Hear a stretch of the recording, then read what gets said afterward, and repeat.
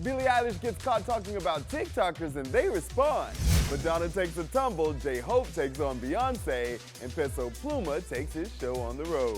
We sit down with Ayra Starr and we find out who's on the top of the Hot 100.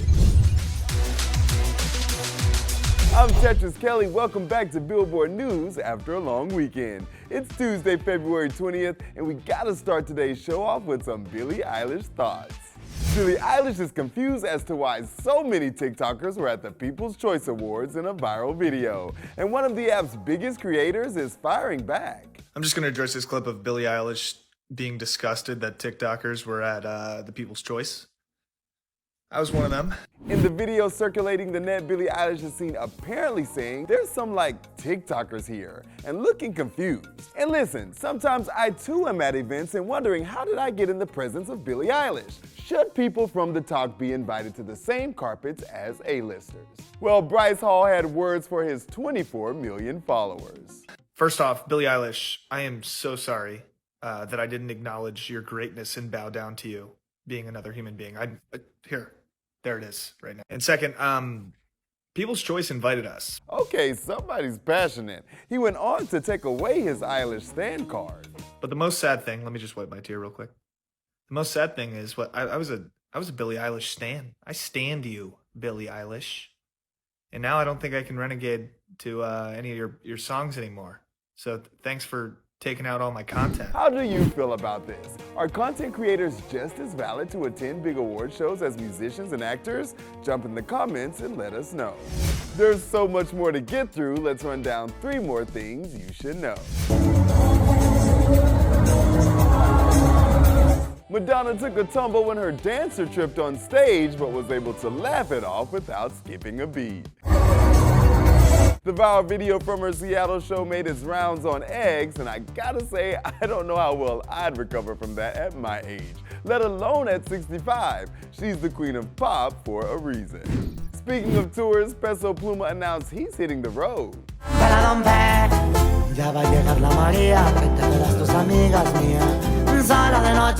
The 2024 Exodo tour kicks off in Chicago May 26th. And we'll have over 35 shows with the arena tour ending in Connecticut on October 11th. According to a press release, you can expect an all-new show inclusive of a fully reimagined set design and set list. With the insane year Peso Pluma has had, this show is guaranteed to be one for the books. I gotta secure my tickets ASAP. Army rejoice! The boys may be serving in the military, but we can now expect another kind of serve from JHope. Our Hope announced a special album, Hope on the Street Volume 1, which includes 6 new tracks and will drop on March 29. If that date sounds familiar, it's because that's when we get Beyoncé's Act 2. It's not a competition in my book. The more music, the better. Plus, JHope is giving us a 6-part documentary on Prime Video starting 2 days before the album. He keeps us fed. Time to get to today's interview. Rania sat down with Ayra Starr and got all the tea from the recent Grammy nominee. Did you know when writing it that this was gonna be your mega hit? Definitely not. Let me tell you. I was so convinced. They had to convince me to put that song out because I wasn't sure. And when it did come out, when it started blowing up, I was having the worst case of imposter syndrome. Really? Girl. What was it that you weren't sure about? Why did they have to push you? I think I wasn't just sure.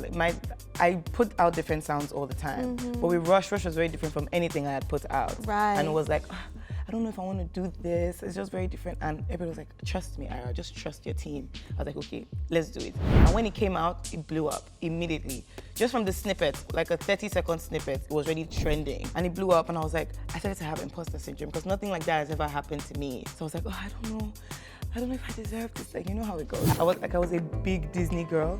Yes. I used to watch Disney and all the pop stars. I wanted to be a pop star but I wanted to be a teenage pop star, to be exact. I wanted to be the Black Hannah Montana. I love that you are. Look at her. She is. Look at this. I wanted to be the Black Hannah Montana. I was like, okay, you know what? I'm going to grow up and I'm going to be that representation for Black women and like African girls. Like I want my younger sister to be able to like, you know, feel inspired by this, and her friends and like everybody. I want young people to be able to like feel inspired by this. So I felt like I had a responsibility to do that. I think you're probably breaking that generational thing where a young girl is gonna look at you and be like, no, I deserve to do that. I wanna do that, I can. And I think that that's so full circle in the most beautiful way. For the full interview, head over to Billboard.com. Before I let you go, we gotta reveal the charts, and everyone's been following this week closely. This is the Billboard Hot 100 Top 10 for the week dated February 24.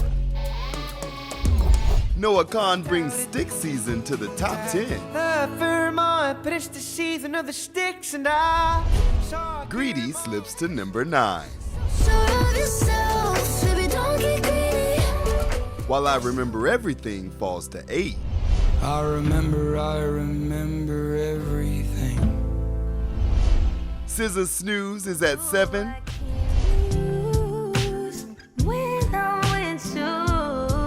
Cruel Summer dips to 6. Last week's number 2, Lose Control, is at 5.